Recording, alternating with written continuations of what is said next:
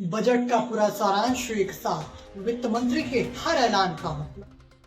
वित्त मंत्री निर्मला सीतारमण ने संसद में आज बजट 2024-25 पेश किया और सबका इंतजार खत्म हुआ। आप एक साथ आज चुके बजट की सारी हाइलाइट्स और मुख्य बातें यहाँ पर जानोगे। नमस्कार, राम राम। मैं हूँ आपके साथ अनुराग मिश्रा और आप देख रहे हैं ऑफिशियल अनुराग मैन 21।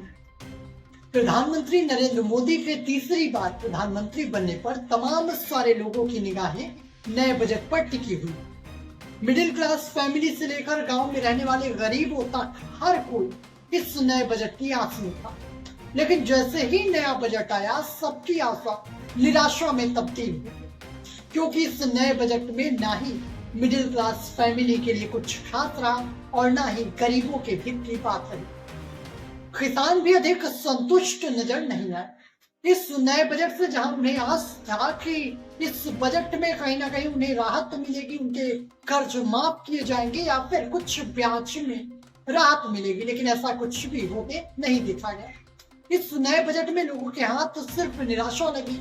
यही कारण है कि अब लोगों में बजट को लेकर उत्साह भी खत्म होता देखा जा रहा है। वही तमाम सारी राजनीतिक पार्टी के लोग कह रहे हैं कि यह बजट सिर्फ राजनीतिक रह गया है। क्या राजनीतिक रही ये बजट घोषणाएं? आइए जानते हैं। वित्त मंत्री ने एनडीए गठबंधन में शामिल सहयोगी दलों के शासन वाले राज्यों यानी बिहार और आंध्र प्रदेश के लिए कई ऐलान किए। वित्त मंत्री ने बिहार के लिए एक्सप्रेसवे, बिजली घर, हेरिटेज कॉरिडोर और नए हवाई अड्डों जैसी इंफ्रास्ट्रक्चर प्रोजेक्ट्स के लिए 60,000 करोड़ रुपए का आवंटन करने की घोषणा की। बिहार में अगले साल विधानसभा चुनाव होने वाले हैं, लेकिन बजट में बिहार को यह आर्थिक मदद सब्सिडी या कैश के रूप में नहीं है। इसी तरह आंध्र प्रदेश के लिए कई एजेंसियों के जरिए 15,000 करोड़ रुपए आवंटित किए गए हैं। आंध्र प्रदेश में तेलुगु देशम पार्टी यानी टीडीपी हाल ही में एनडीए के साथ शामिल हुई है।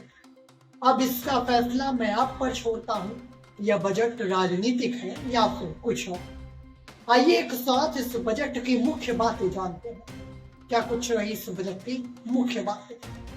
न्यू टैक्स रिजीम में स्टैंडर्ड डिडक्शन 50,000 रुपए से बढ़ाकर 75,000 रुपए की गई। पेंशनर्स के लिए फैमिली पेंशन पर कटौती 15,000 रुपए से बढ़ाकर कुल 25,000 रुपए की। वित्त मंत्री इक्विटी के फ्यूचर एंड ऑप्शन में सिक्योरिटी ट्रांजैक्शन टैक्स यानी एसटीटी को बढ़ा दिया। इस ऐलान के बाद शेयर बाजारों में भारी गिरावट आई। न्यू टैक्स रिजिम के तहत स्लैब में बदलाव किए। 3 से 7 लाख रुपए के बीच आय पर 5%, 7 से 10 लाख रुपए के बीच 10%, वही 10 से 12 लाख रुपए के लिए 15%। न्यू टैक्स रिजीम में सैलरीड कर्मचारी इनकम टैक्स असेसमेंट में 17,500 रुपए तक की बचत कर पाए।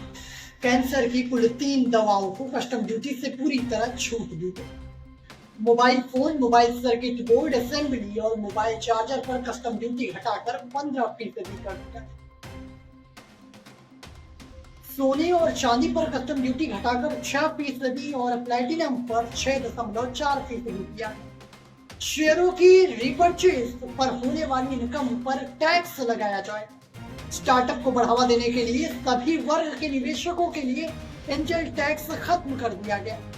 वहीं विदेशी कंपनियों पर कॉर्पोरेट टैक्स की दर 40 से घटाकर 35% करने का प्रस्ताव रखा गया। अपील में पेंडिंग इनकम टैक्स असेसमेंट विवादों के समाधान के लिए विवाद से विश्वास योजना 2024 लाई जाए।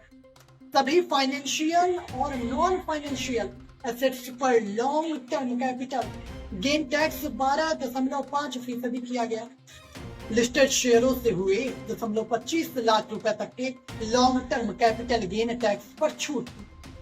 ई कॉमर्स कंपनियों पर टीडीएस की दर 1 से घटाकर 0.1% की।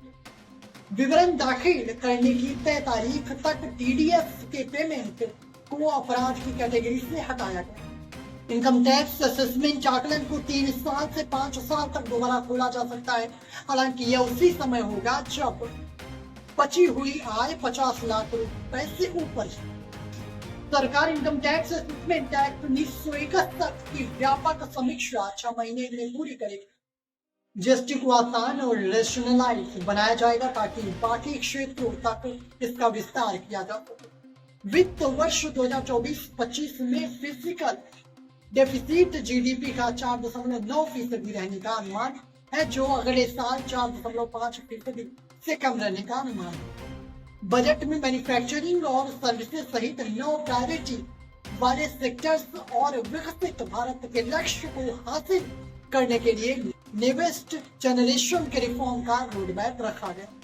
कृषि और इससे जुड़े सेक्टर्स के लिए 1.52 लाख करोड़ रुपए आवंटित किए गए। वित्त वर्ष 2024-25 का कैपिटल एक्सपेंडिचर 11.11 लाख करोड़ रुपए तक तय किया गया। बिहार में कुछ सिंचाई और बाढ़ रोकथाम परियोजनाओं के लिए 11,500 करोड़ रुपए की वित्तीय सहायता का बजट एलोकेशन किया गया। बहुपक्षीय विकास एजेंसियों के जरिए आंध्र प्रदेश को 15,000 करोड़ रुपए की विशेष वित्तीय सहायता दी गई। इस बजट में विशेष रूप से रोजगार, कौशल विकास, एमएसएमई और मध्यम वर्ग और पर ध्यान केंद्रित करने की बात कही जा रही है। इस बजट में मोबाइल फोन और सोने पर कस्टम ड्यूटी में कटौती की गई और कैपिटल गेन टैक्स को सरल बनाया। इस पूरे बजट में खासा ख्याल मोबाइल फोन, चार्जर और इंटरनेट सेवा पर दिया गया है, जिससे युवा आकर्षित हो सके। घूम फिर कर सारा बजट यहीं आकर खत्म हो जाता है। बाकी आपको समझदार है और समझदार के लिए सारा काफी होता है। आज की खबर में बस इतना ही। मिलते हैं नए खबर के साथ, तब तक के लिए बने रहे हमारे साथ। जय हिंद, जय भारत।